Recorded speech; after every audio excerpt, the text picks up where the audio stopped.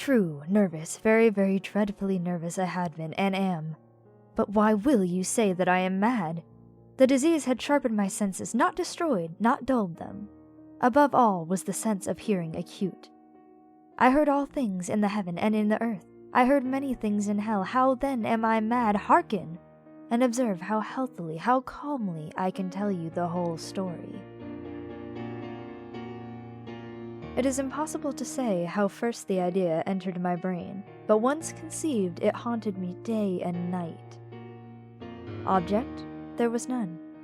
Passion? There was none. I loved the old man. He had never wronged me.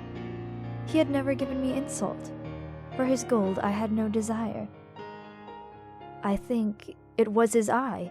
Yes, it was this. One of his eyes resembled that of a vulture, a pale blue eye with a film over it. Whenever it fell upon me, my blood ran cold, and so by degrees, very gradually, I made up my mind to take the life of the old man and thus rid myself of the eye forever. Now this is the point. You fancy me mad. Madmen know nothing. But you should have seen me. You should have seen how wisely I proceeded, with what caution, with what foresight, with what dissimulation I went to work. I was never kinder to the old man than during the whole week before I killed him. And every night, about midnight, I turned the latch of his door and opened it, oh so gently. And then, when I had made an opening sufficient for my head, I put in a dark lantern, all closed so that no light shone out, and then I thrust in my head. Oh, you would have laughed to see how cunningly I thrust it in. I moved it slowly, very, very slowly, so that I might not disturb the old man's sleep. It took me an hour to place my whole head within the opening so far that I could see him as he lay upon his bed. Ha! Would a madman have been so wise as this? And then, when my head was well in the room, I undid the lantern cautiously, oh so cautiously, for the hinges creaked. I undid it just so much that a single thin ray fell upon the vulture eye. And this I did for 7 long nights, every night, just at midnight. But I found the eye was always closed, and so it was impossible to do the work. For it was not the old man who vexed me, but his evil eye.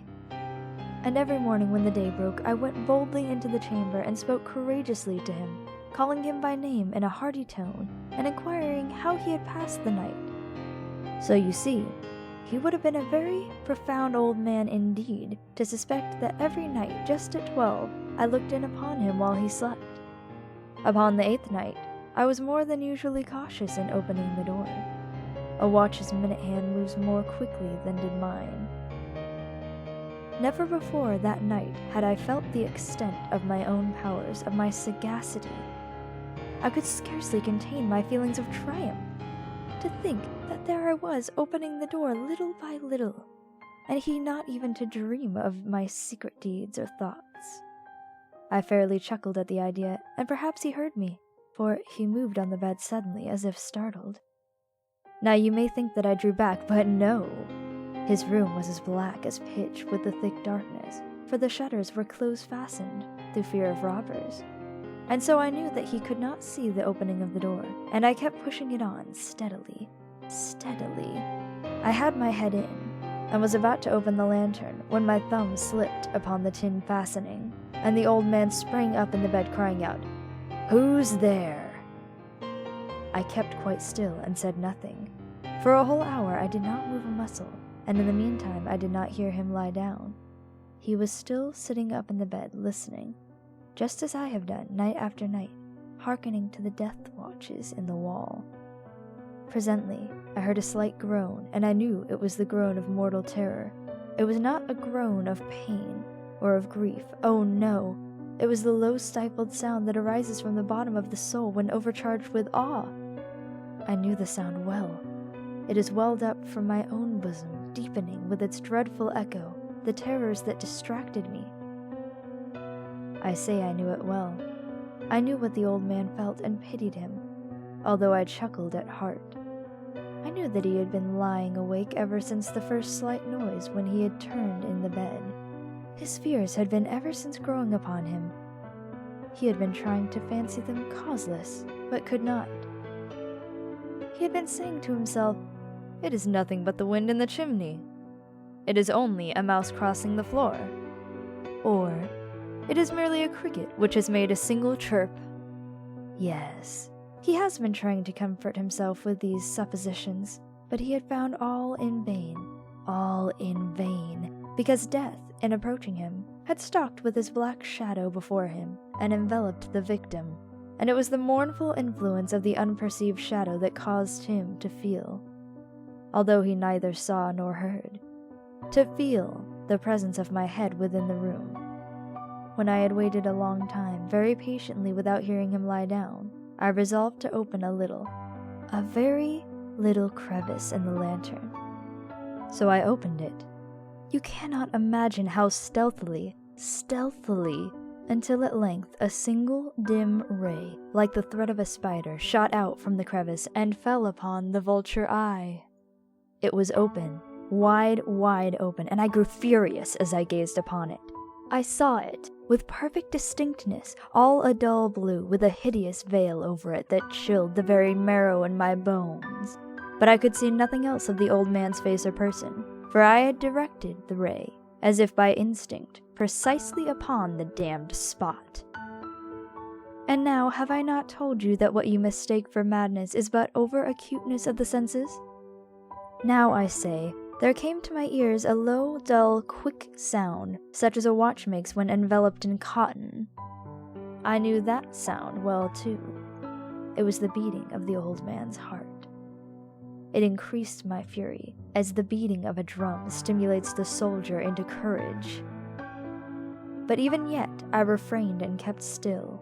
I scarcely breathed. I held the lantern motionless. I tried how steadily I could maintain the ray upon the eye. Meantime, the hellish tattoo of the heart increased.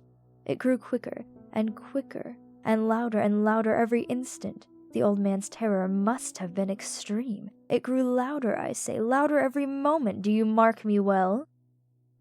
I have told you that I am nervous, so I am. And now at the dead hour of the night, amid the dreadful silence of that old house, so strange a noise as this excited me to uncontrollable terror. Yet for some minutes longer I refrained and stood still. But the beating grew louder. I thought the heart must burst, and now a new anxiety seized me. The sound would be heard by a neighbor. The old man's hour had come. With a loud yell, I threw open the lantern and leaped into the room. He shrieked once only. In an instant, I dragged him to the floor and pulled the heavy bed over him. I then smiled gaily to find the deed so far done. But for many minutes, the heart beat on with a muffled sound. This, however, did not vex me. It would not be heard through the wall. At length it ceased. The old man was dead.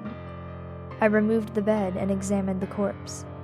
Yes, he was stone dead. I placed my hand upon the heart and held it there many minutes. There was no pulsation. He was stone dead. His eye would trouble me no more. If still you think me mad, you will think so no longer when I describe the wise precautions I took for the concealment of the body. The night waned, and I worked hastily but in silence. First of all, I dismembered the corpse. I cut off the head, and the arms, and the legs.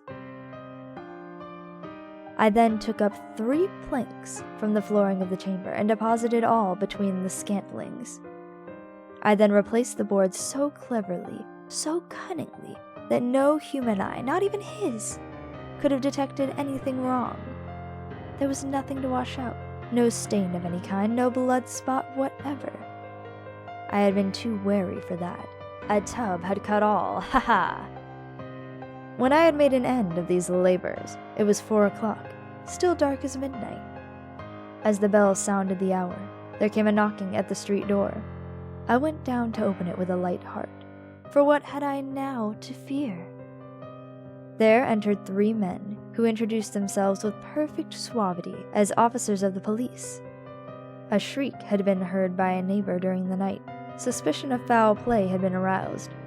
Information had been lodged at the police office, and they, the officers, had been deputed to search the premises. I smiled. For what had I to fear? I bade the gentleman welcome. The shriek, I said, was my own in a dream.